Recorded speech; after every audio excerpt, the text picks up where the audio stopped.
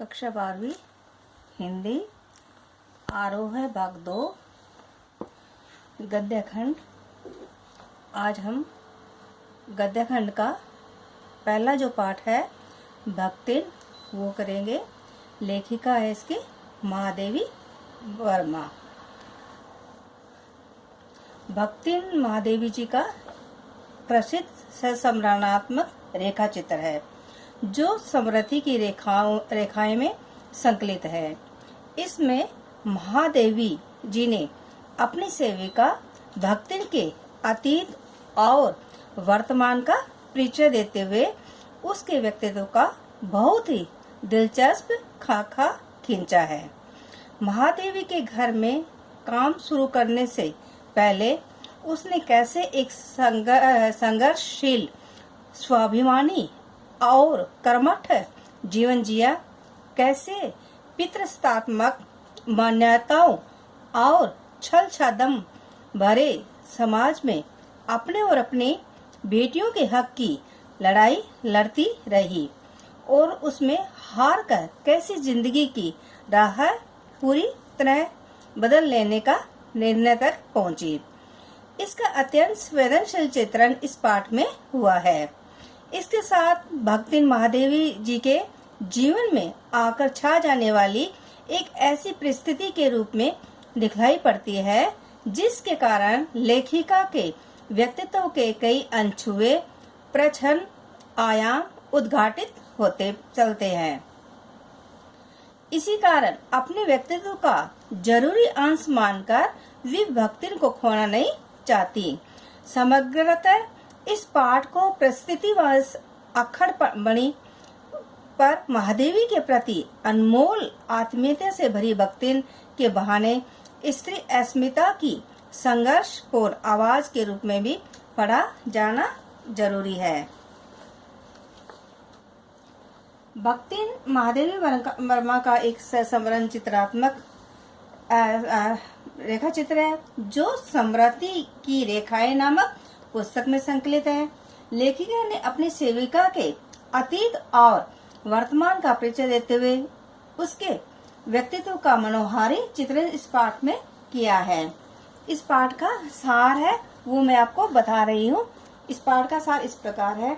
इसको भक्ति ने जो महादेवी वर्मा है उन्होंने उनको अलग अलग रूप से समझाया है।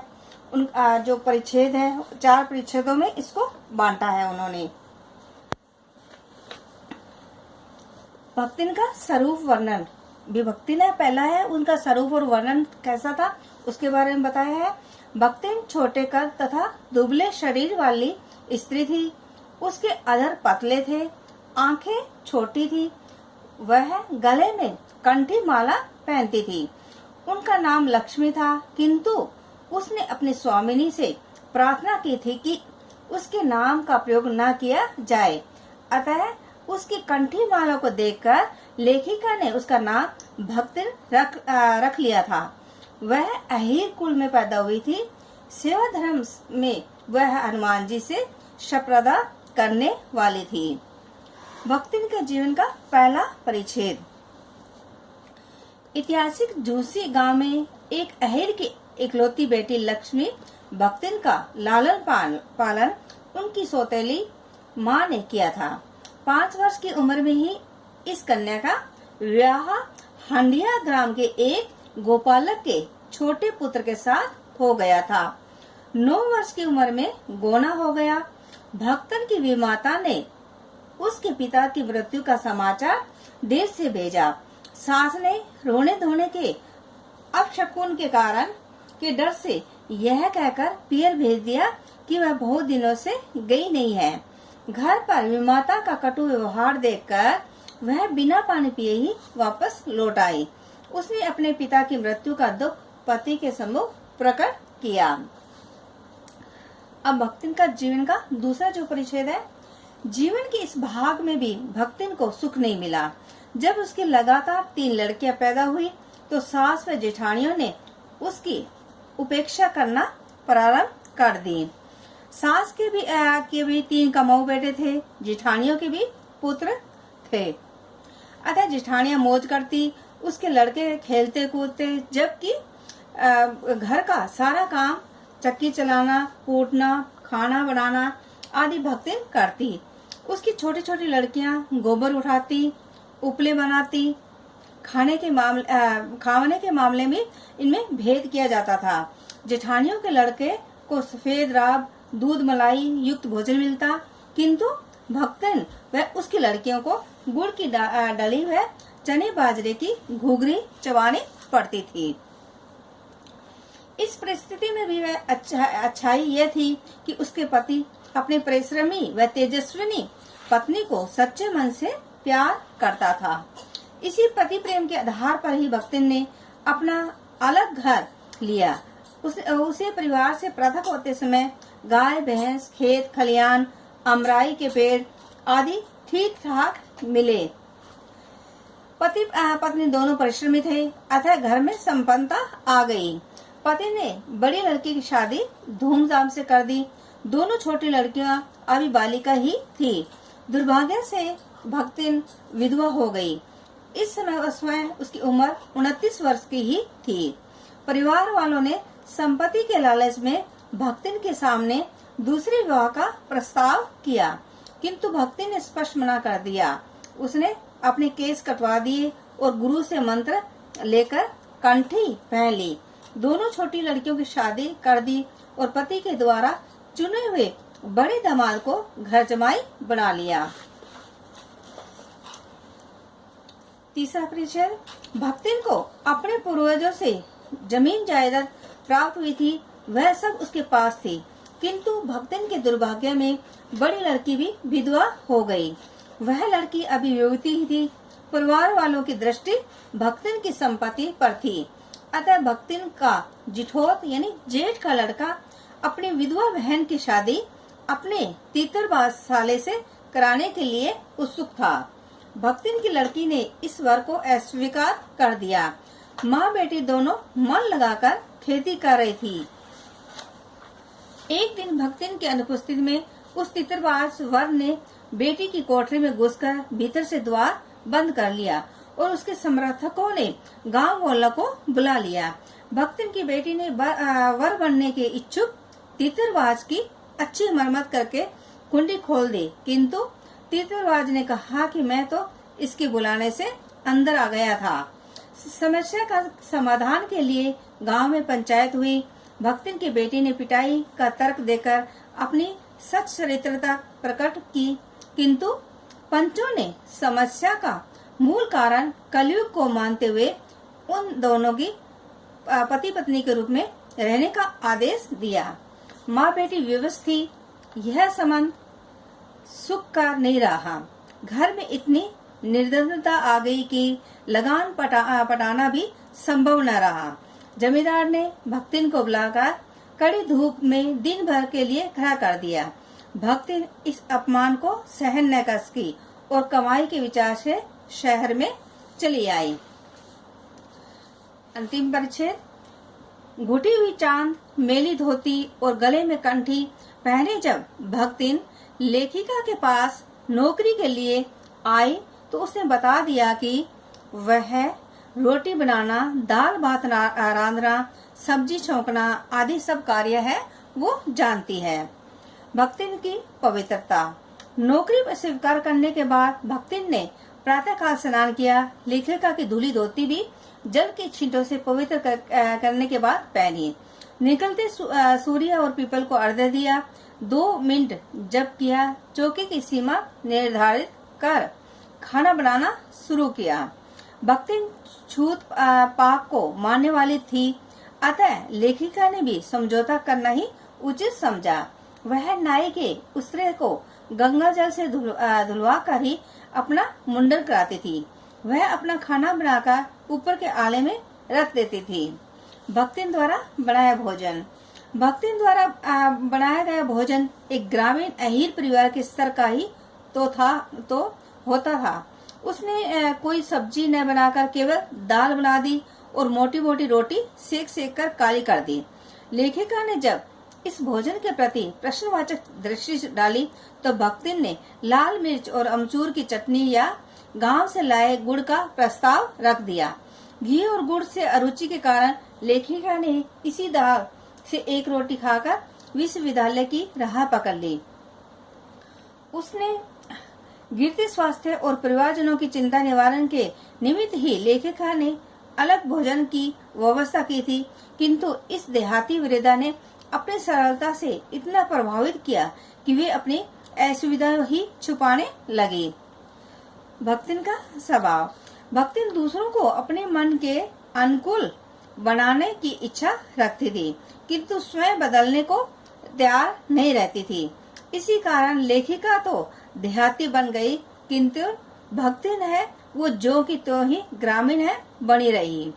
उसने लेखिका को ग्रामीण खान पान सिखा दिया, किंतु स्वयं कभी रसगुल्ला नहीं खाया, न ही ओए को बदल कर जी पर आ सकी। वह लेखिका के इधर उधर पड़े पैसों को किसी मटकी में छिपा कर रख देती थी, जिसे वह बुरा काम नहीं मानती थी। उसका मत है, अपना घर ठहरा, पैसा रुपया जो इधर उधर पड़ा देखा संभाल कर रख दिया। वह अपनी मालकिन को प्रसन्न रखने के लिए यदि बात को बदल लेती थी तो उसे झूठ नहीं मानती थी। वह अपनी बातों को शास्त्र सम्मत मानती थी, अतः उसके पास तर्क थे।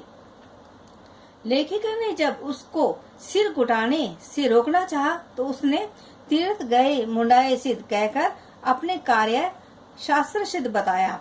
वह स्वयं पढ़ी लिखी नहीं थी और अब हस्ताक्षर भी नहीं सीखना चाहती थी, किंतु उसके पीछे भी उसका तर्क था कि उसकी मालकिन दिन भर पढ़ती है, यदि वह पढ़ने लगे तो घर का काम कौन करेगा। भक्तिन का गर्व।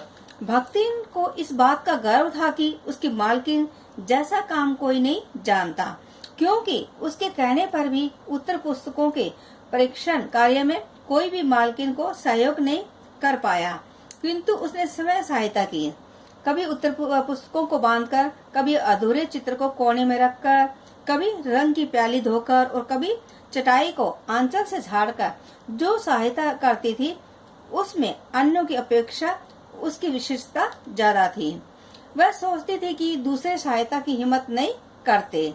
लेखिका की किसी पुस्तक को प्रकाशित होने पर वह बहुत प्रसन्न होती थी।